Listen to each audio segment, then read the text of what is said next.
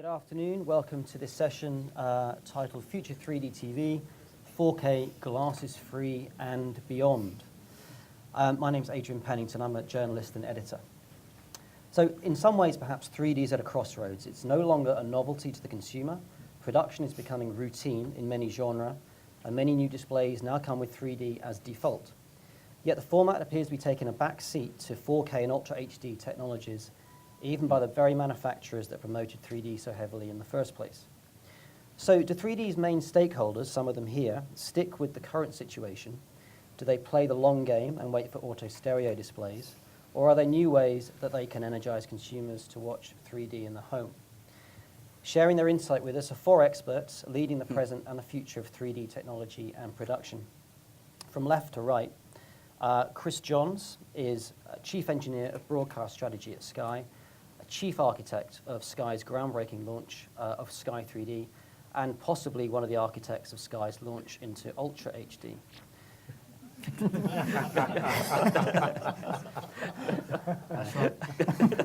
Andy Kested is the BBC's Head of Technology, where he explores anything and everything to do with HD and 3D.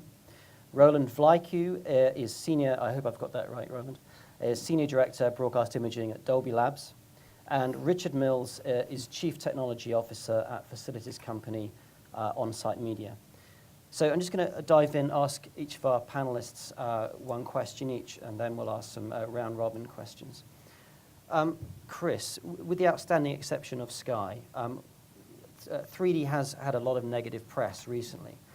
Why do you think we've not seen consumers flock in even greater numbers to buy 3D TVs or to subscribe to 3D subscriptions?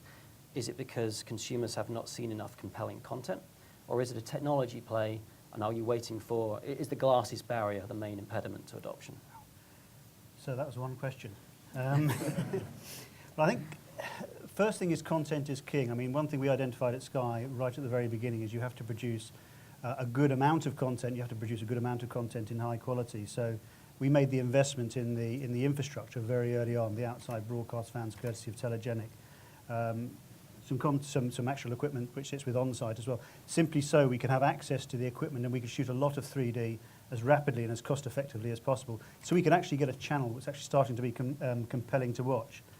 I think around the world people are shirking back because there is not enough content that people actually have. They've got the standard movies that are dusted off and given to us in 3D, but the quality content that you're potentially seeing in America and Asia may not be as compelling as we have in here. We've got in Sky, we've got the sport, which is a staple diet. We've got movies, which are a staple diet. But we've also developed art. We've developed entertainment as well. So you've got the whole rounded genre, which we're actually delivering to the customer. Is it ramping back? Well, I don't think, in Sky, it's definitely not ramping back. The viewing figures continuing to increase, or the subscribers who are actually registering with Sky 3D is continuing to increase, and it has done ever since we launched. In April, we're actually opening up even wider, so everybody, all the genres are changing. At the moment, if you're a Sky HD subscriber with a top-tier subscription, you get 3D free of charge. We're opening that up to all subscriptions, so if you're a movie subscriber only, you'll get all the movies in 3D. Sport, you'll get all the sports in 3D. So that, again, is another push to actually make the viewing figures, make more people be able to see it. So I'll try not to talk too much, but when you come onto screens, most of the screens in the shops nowadays are actually 3D ready. If you're with the LG camp, then you'll get the glasses 3D, which is actually the passive glasses, but all the other screens, actually, they're running at a frame rate. You can purchase an adapter if it's a 3D ready one, and you purchase the glasses separately, and you're 3D ready to go. So people, we're hoping, are actually buying the 3D screens, and when the content is ready and there for them to watch, they'll actually make the investment in actually going to actually make that little extra investment on the glasses, the active glasses, to see it. I personally hope that passive 3D will actually make a kind of a big leap into the forefront, and I'll get you to your 4K here, won't I? 4K screens, if and when they come out later this year, maybe next year, the increased resolution of the 4K screens basically means you're getting full resolution 3D through the passive system, which gives the comfort of having lightweight cinema theatre-based glasses together with a big screen in the full resolution. So all these elements will come together. And I don't believe 3D is dead. I think it's an evolution, and we're at the start of the curve. We're starting to increase the more content that's produced, and we've seen from some of the sessions. And I'll say, you can ask me a question about automatic 2D to 3D conversion later. I'll save that. But I think I can safely say I wasn't very happy with an earlier panel session, which was very, very pro a conversion from 2D to 3D. It was a bit of gloss that I think needs a bit of clarification, but that's for later. Thank you. Can I just pick up on one of the content things, which is Sky's philosophy about content still around event-led 3D? When are we going to see more episodic and series production of 3D? It's being worked on. We're looking at the opportunities. You have to weigh up. The cost of an episodic can be very different to creating a single. We did several episodes of Little Crackers over Christmas, which is very high quality and an immersive, very short program. We're looking at episodics and various, be it a game show, be it a drama based. Watch your space, possibly in a few years' time. Okay, Andy. The BBC's done nearly 2 years of tests into 3D so far, including Live at Wimbledon, Strictly Come Dancing, Mr. Stink, which we saw earlier today, shortly to go into production on Doctor Who 3D. Can you tell us what the main things that the BBC has learnt from its tests so far? Give us some unpalatable truths about that. I mean, is it true to say that the BBC feels that audiences prefer the immersive experience of a 4K picture than a 3D one?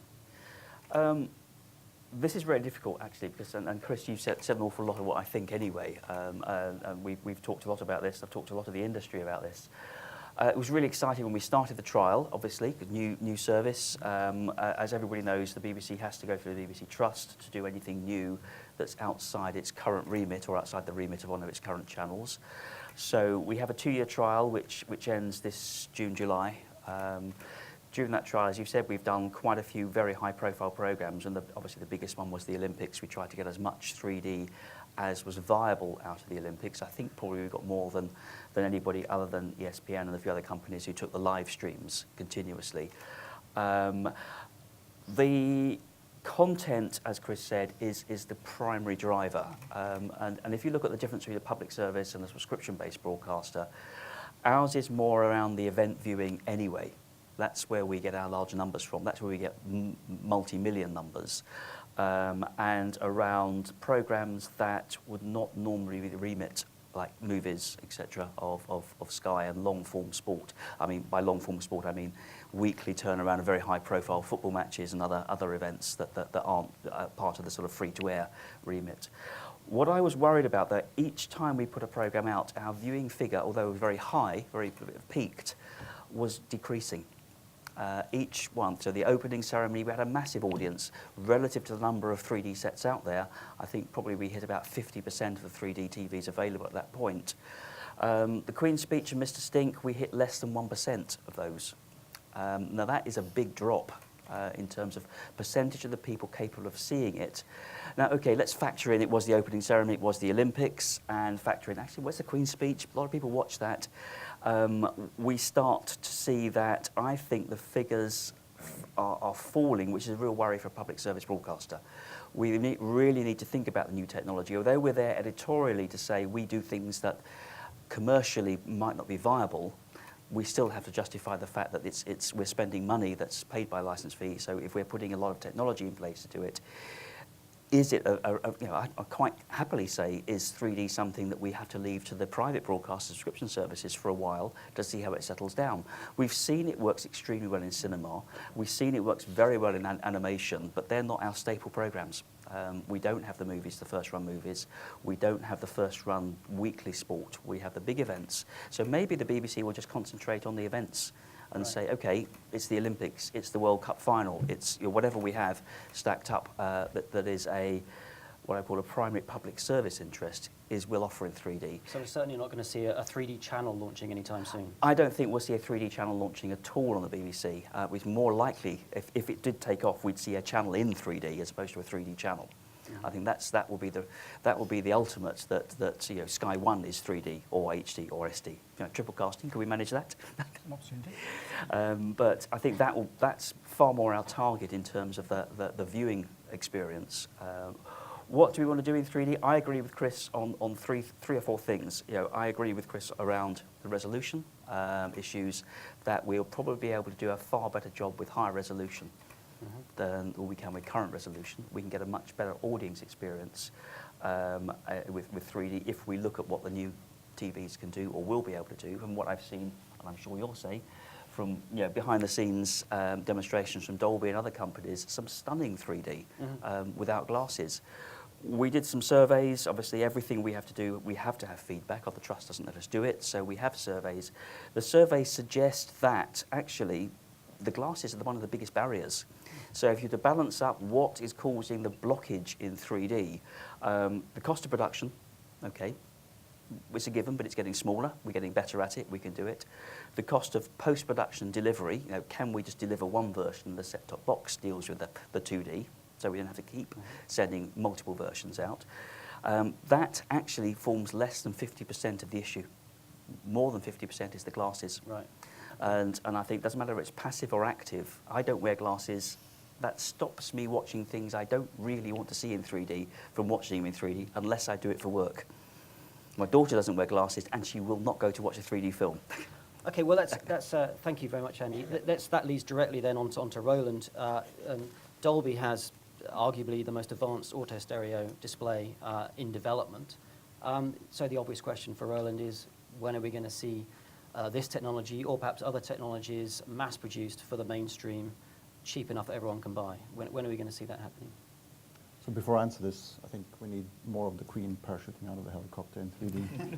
That's going to make a bigger difference and impact on the audience. So, I mean, about a year ago, we teamed up with Philips in the Netherlands, who've done a decade of research in Glassesfree 3D, mostly for point-of-sale applications, but also for the home.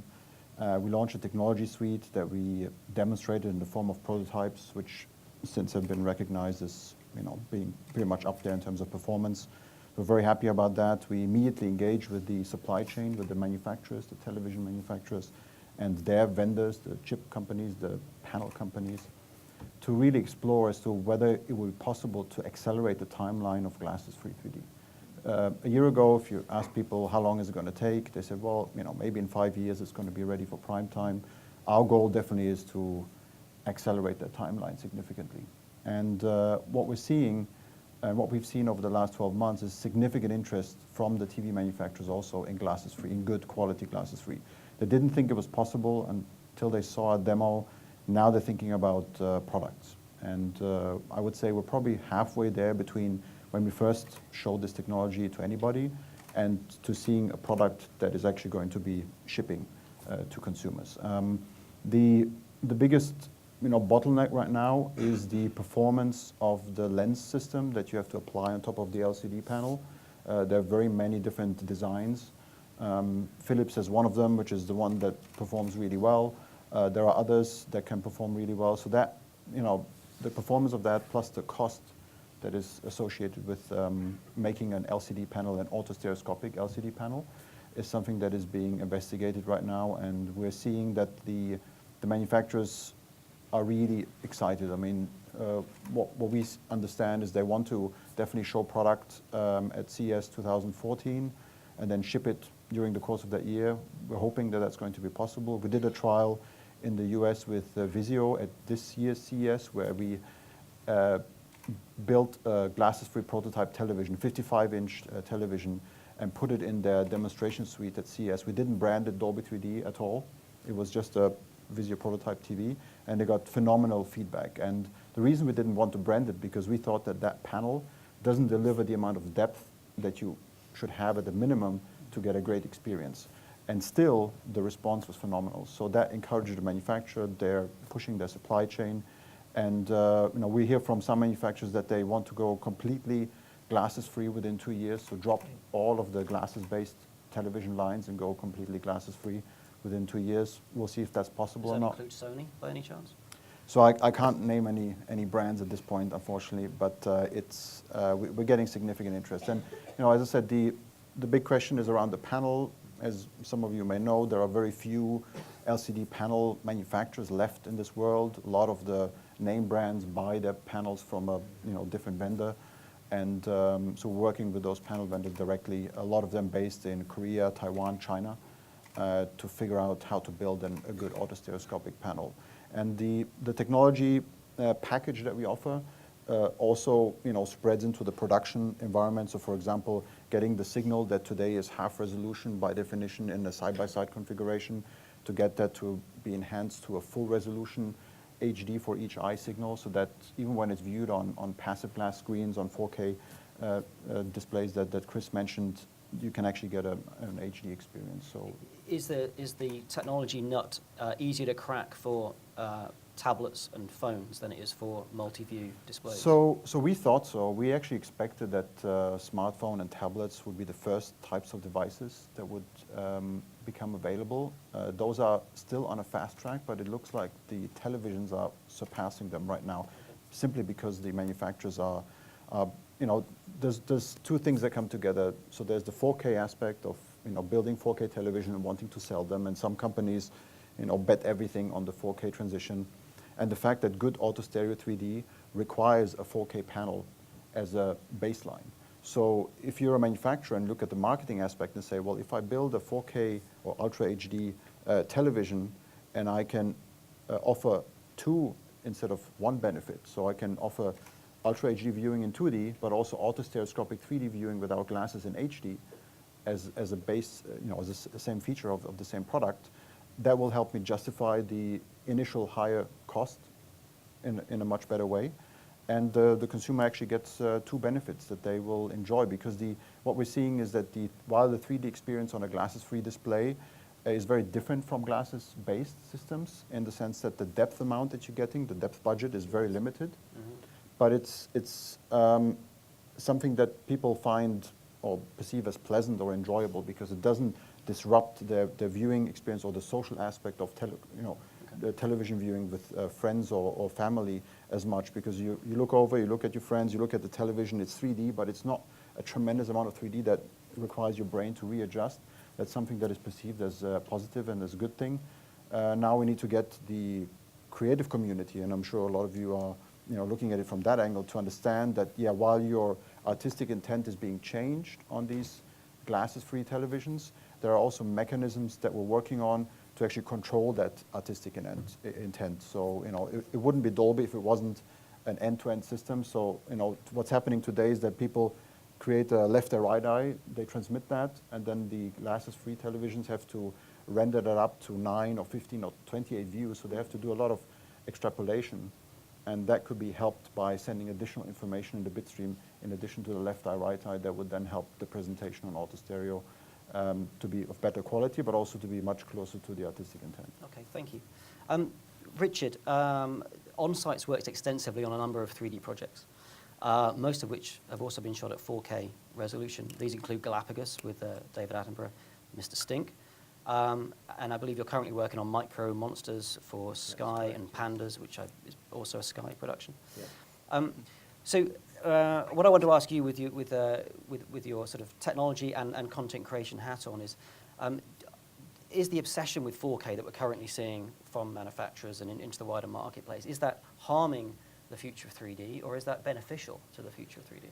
Well, if you look back at the reasons why all these productions have been originated in 4K, was largely because the financial model to make the productions work, because of the high cost, needed a number of outlets. So primary outlet was obviously broadcast television, secondary outlet would be feature film, and third, in a number of cases, would be giant screen or IMAX. Mm-hmm. And so the quality threshold for acquisition really had to be determined by that. On the other hand, we have a number of other productions that have been shot which have decided they were future-proof, their productions, by shooting in 4K.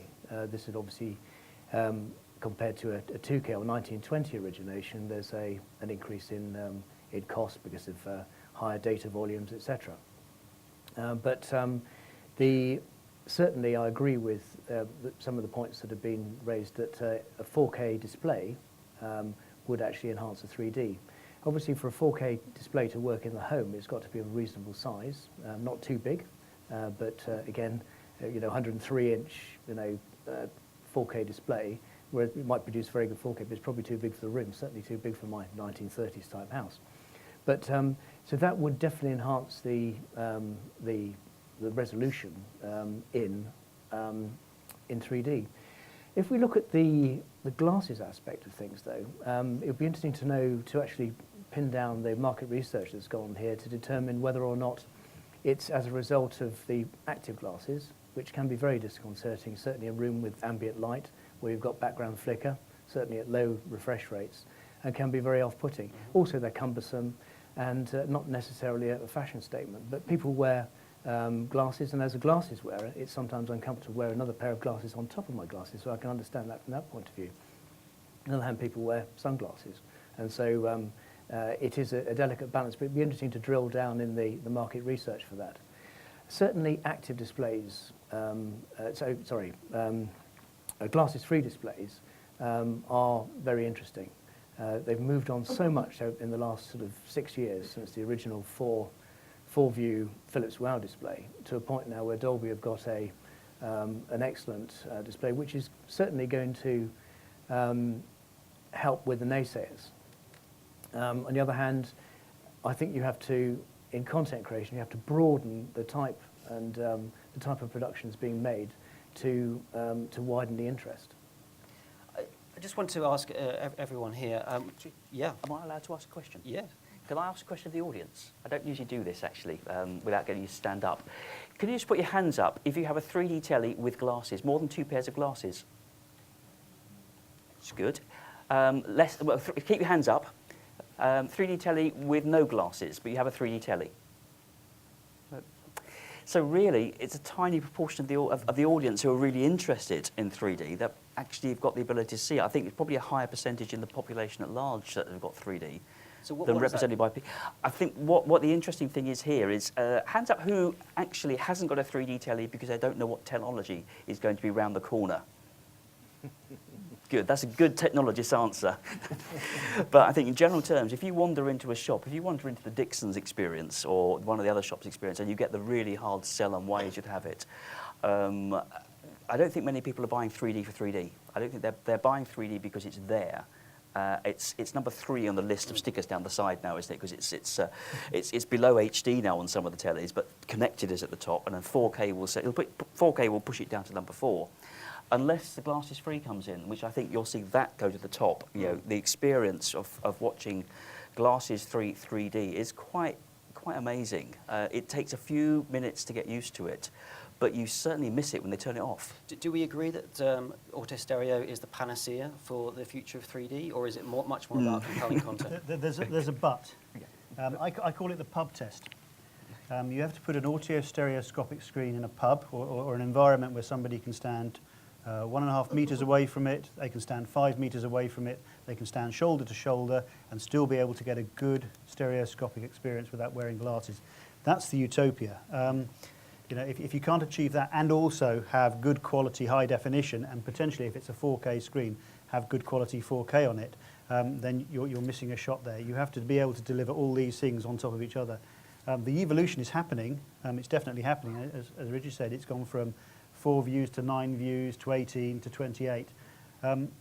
But also content creation is impacted by auto stereo screens as well. You can't have the incredibly deep images as well as the shallow images displayed at the same time for all to see. It depends on the position you're at to get the best experience from these screens at the moment. So there's a lot of technology work that still needs to go on. And the work that Dolby doing is absolutely amazing. I've seen some of the best auto stereoscopic to date. But it's still a stepping stone. I still say it's 2 or 3 years off before we see something that is really going to wow us in the shops and gives us that, as I call it, passes the pubs test criteria. I also think it's very, very difficult to get program producers, content makers involved in a technology that they are not sure about. They took a lot of persuading to go into HD, and that was fairly demonstrable to be better quality. With 3D, it's less demonstrable. They don't see the impact in the home. They go and see a movie and they think, wow. but actually I'm making 58 episodes of a Sunday afternoon show. I'd never do it. So I think actually one thing Auto Stereo will do will start to engage a lot of people who work on browse viewing, who programs are not sat down in an environment like a cinema environment to watch. The audio pulls them back to the pictures most of the time, because they're discussing, they're chatting, and as you said, you turn back and there's a 3D image, and it almost becomes. I could do the news in Auto Stereo, because the studio would look stunning in the news. People watch it probably more closely than they watch some dramas where they look backwards and forwards. Well, let me just pick up on that point about audio, because this whole conference is based around a very visual experience. But if we get larger televisions in the living room and we're getting 4K high resolutions, 3D at the same time, is there a need for the audio experience to keep pace with that? Would that benefit the viewer? Would that be benefit the listener? Is there work being done in that area to upgrade the audio experience around these higher resolution, higher experience visuals? Yeah, that's a very interesting point. Obviously, the ordinary stereo audio, which probably most people have in their home, is relatively straightforward to deliver from a standard television set. To have anything else, a 5.1, 7.1 system requires some kind of installation and reasonable listening conditions in the room. If you don't have that right, it can be very, very wrong. The system can be disastrous. If you take, for instance, a number of Blu-ray productions that have come out with, really augmented surround sound, it's very difficult to get those to work in a stereo situation. So you've got, I can think of a couple of examples where literally a center channel was so over-distorted that I had to sort of EQ everything on the television. That put me off the whole thing. So if you've got a proper setup, it's fine, and that would augment it. But if you've just got the standard stereo setup and you don't know how to set up the room, it could be to its detriment. I think actually we've got a far greater fundamental problem with audio. The desire of every television manufacturer is to make their telly so thin you could see through it if it was turned off. Unfortunately, physics suggests that you can't make a speaker that thin produce anything like a decent sound quality. So actually, that might be a good idea. The thinner the tellies get, the more likely external sound units will be put in place. Now, I know you'll probably hate sound bars, but they are beginning to appear, and they are beginning to look good, and they're beginning to make stereo sound better. Yes. So will they make 5.1 sound better? Actually, it'll have to be wireless-free speakers, I think, but I can't comment with Dolby here. No, I mean, it's fine. I mean, you're absolutely right. I mean, the speakers in television, unfortunately, are very compromised, and therefore the sound coming out of them very compromised. There's only a limited number of people who actually set up a home theater system with 5.1, 7.1 speakers. That's the reality. So there is innovation that is required, and I'm not saying that soundbars are a bad idea at all. I mean, Dolby technology today is in soundbars. I mean, they decode audio just like a television does or a hi-fi system does. But to actually make those sound really good and compelling to the point where they can replace an actual physical speaker setup, that's a big challenge, and that's something that definitely the industry is looking into. Right now, they haven't quite achieved that. I mean, you can still hear a big difference between physical speakers around you and the soundbar. It also depends on the height of your ceiling and how reflective it is, and whether you have a wall to the left and or to the right and behind you. So those reflections of those walls is a big challenge. But I think there is progress that is being made in those areas, and that will help the industry towards a much better audio experience. We hear from TV manufacturers who are actually intentionally making the quality of their speakers worse or not improving it, because they now are in the business of selling soundbars on top of that. So, that's very fair. Just conscious I was going to say, just conversely, there are also some television manufacturers who have now cottoned onto the fact that their thin screens deliver tinny sound and are actually putting decent speaker packages associated with their screens. And I think the other thing, just to add on to this, is it was being proven many, many decades ago that if you deliver better quality sound, you deliver better quality pictures. The pictures may be no different physically, but if you deliver better sound, the viewer perceives better quality pictures as well. So it is very important to get the sound experience right. Okay, thank you. Just conscious of time, last one question, then I'll open it up.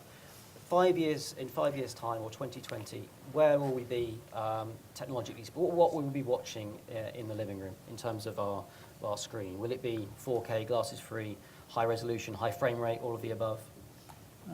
According to NHK, it's going to be 8K. You're going to require a screen that's approximately 3 meters tall in your living room, and you'll have to sit about 75 centimeters away from it. That's the theory behind it. I don't know. I don't know what the physical limits to the living room will be, or as I call it, the human handbrake. There is only a certain number of speakers my good lady will let me have in the room before she'll say enough is enough. There's only a certain volume I'll be allowed to have before she comes thumping on the wall. And there'll only be a certain amount of screen size I'll be allowed to have on the wall, simply because the chimney breast or the size of the wall, as Richard says in his 1930s house, you simply won't be able to put a screen big enough to put there. So the actual screen resolution may be limited by the environment you're actually doing the viewing in. Now the 4K question and the 3D question come together, auto-stereoscopic. Yes, probably that will evolve there. Do people want to watch it in 2D? Do people want to watch it in 3D? What is the effect of that button that most 3D televisions have got on them? You press it and your 2D EastEnders suddenly becomes 3D. And my mum's seen it and she's convinced that it was 3D all the time. I've had arguments with her. She said, no, it's 3D, I've seen it, it looks fantastic. So you've got to overcome that. And that was part of the angst I had with one of the previous panels we had here about 2D to 3D conversion. It has to be done right. If you don't do it right, you end up with a strange layered effect. True 3D has volume to the image and delivers something that's totally rounded, and that's the skill that actually comes with delivering true 3D. Yes, you do get good quality 2D to 3D conversions, but then also as you move down the scale, you get very poor quality 2D to 3D conversions. And I've seen some football matches converted where I've had players floating over the top of other players. It's a very bizarre experience. But there has to be careful consideration on how you create and what you're creating for. 3D, I don't believe, is going to die. It's not going to be like the Jaws 3D of the 70s. I think there's been enough investment to make sure that 3D moves its way forward. And Sky believes there is a future in 3D with on the Sky platform as well. And I'm hoping the products that Andy's making at the BBC also demonstrate there's a certain passion to do 3D from the BBC as well. And I hope that's going to actually move forward and get greater and bigger and accelerate. 4K, the question's going to come up. Yes, it will have a place. Whether it's going to be appointment to view like 3D is, specialist programs, whether it will be the panacea like HD is, I think it's too early at the moment to understand. The screens are just starting to come into the marketplace. They do have to be bigger size screens. People are talking about 60-inch and above to get the real benefit from ultra high definition, as we must call it, not 4K. But if everybody's kind of embracing the 84-inch screen, which means you'll have to sell your house to buy the screen, but you're also going to need to buy a new house to put the screen in because it's so big, there's a strange dichotomy there. So, yes, ultra high definition will also have its place, but where that sits, I don't know at this precise point in time. But very interesting, actually. Very because quickly, we've got one question. Yeah. Okay, very, very quick, Yep. just to throw something out there. The last 10 years has seen a huge change to second screen viewing, second and third screen viewing. So a manufacturer and a content, linear content provider has to provide good, compelling viewing to enable to make people watch it in a sort of an event format. This is what you're talking about, Andy. So something that we watch in the event format, we watch on the big screen. So if the trend carries on and second screen really becomes first screen, then where does that leave the 4K manufacturer? They have to produce something that's really good. They have to actually work in league with the commissioners of programs to actually get something compelling that people will watch. So that trend is what the frightening bit. Okay, thank you. Just, are there any questions? We've probably got time for one, maybe two, if we're quick. Duncan? Apart from Duncan. Simple question. It's a very simple question. We've got a 60-inch 4K screen sitting in our office right now. It also is glassless free. 60-inch. It's in our boardroom. It's too big. It's actually too big for our boardroom. Putting that in a home is sort of almost ridiculous. Do you think that 4K is going to be a real hard sell to the general public, or do you think it's going to be an easier sell than 3D? Can I answer that one? Because you're not allowed to answer that one. I assume, sir, that you work in the media. As I know, that set's in Chris's office, isn't it? So, there was a white paper done, and this comes on to your question, what about 8 years' time? 8 years ago, there's a white paper done by a very esteemed body that suggested that the maximum screen size that will be viable in the domestic situation will be 36 inches. That's white paper done by BBC R&D. They're trying to bury it very rapidly, but it's still online. I don't think that there is any difference between us in the UK and anywhere else in the world. We will buy the biggest telly we can get through our door. And if we can't get it through the door, we'll make a hole bigger to get it through. We haven't obviously, you haven't forgotten the technology is becoming flexible TVs, wallpaper TVs, TVs made up of multiple screens, which are now beginning to become viable. You know, buy 4 TVs and get 4 times the size, not buy one TV that as big as that. I think our problem as broadcasters, as you've just alluded to, will be to supply material, content that go onto multiple screens in multiple viewing environments. Why can't I be watching something on my iPad and flip it straight onto my big screen and see it in big screen quality? That's our challenge. I think that people will buy sets of 80, 90 and 100 inches if they can get them through their front doors, not because they think they're too big once they get them through. Thank you. I think, we haven't got any more time, I'm afraid. So, could you thank all our panellists, please, for what I hope is a fascinating presentation?